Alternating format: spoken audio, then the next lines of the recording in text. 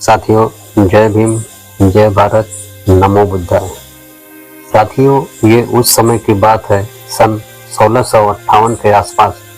एक दिन संध्या के समय छत्रपति शिवाजी महाराज के एक सेनापति आवाजी सोनदेव कुलकर्णी कल्याण जिला ठाणे विजय के उपरांत शिवाजी महाराज के पास आए और कल्याण की लूट में प्राप्त चांदी, सोना, जवाहरात आदि के साथ साथ एक अमूल्य तोहफा लेकर शिवाजी महाराज की सेवा में प्रस्तुत हुए।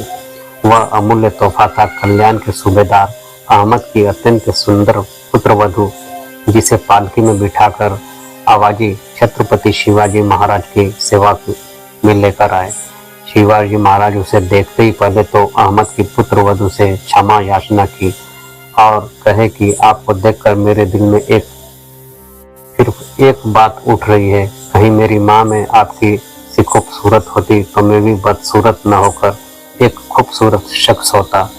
माँ, आपकी खूबसूरती को मैं सिर्फ एक काम में ला सकता हूँ, उसका विधि विधान से पूजन करूँ, उसकी इस्लामी तरीके से इबादत करूँ। आप जरा भी परेशान न हो। माँ, आपको आराम, इज्जत, हिफाजत और खबरदारी के साथ आपके शौहर के पास पहुँचा दिया जाएगा।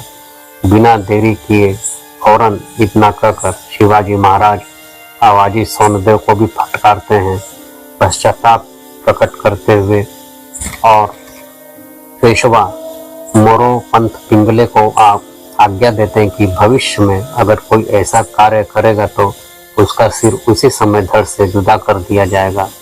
कल्याण की लूट में आवाजी सोनदेव द्वारा लाई गई अहमद की पुत्रवधू को देखकर शिवाजी महाराज उसे मां कहकर संबोधित करते हैं और उससे क्षमा याचना करते हैं। शिवाजी महाराज उसका केवल सम्मान, एक आदर ही नहीं करते बल्कि सही सलामत उसके घर भी भिजवा देते हैं और उस भयभीत युवती से स्पष्ट कहते हैं कि आप जरा भी परेशान न हो।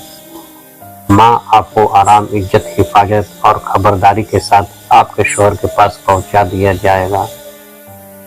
अतः शिवाजी महाराज के हृदय में नारी के लिए केवल सम्मान एवं आदर का ही भाव नहीं था, बल्कि वे सभी धर्मों का आदर करते थे, सभी धर्मों की पुस्तकें पूज्य मानते थे और सभी धर्म स्थलों का सम्मान करते थे।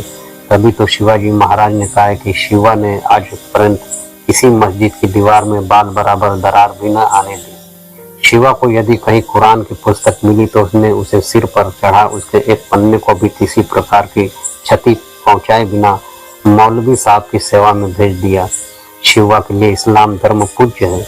इतना कहकर उन्होंने उस पुत्र वधू को मुक्त कर सम्मान उसके परिवार के पास भेज दिया।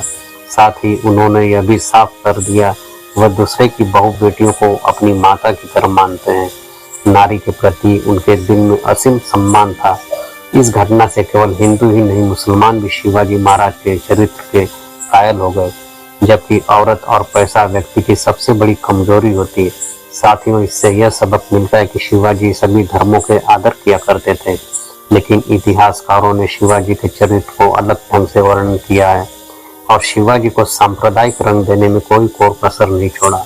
साथियों, शिवाजी ने हिंदू स्वराज की भी कभी मांग या नारा नहीं दिया, लेकिन मनुवाद की सोच रखने वालों ने इसे बहुत ही खूबसूरती से इतिहास के पन्नों में दर्ज कर दी।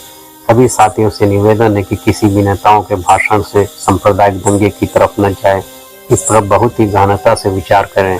अपने बच्चों को सांप्रदायिक भाषणों से दूर ही रखें। जय भीम।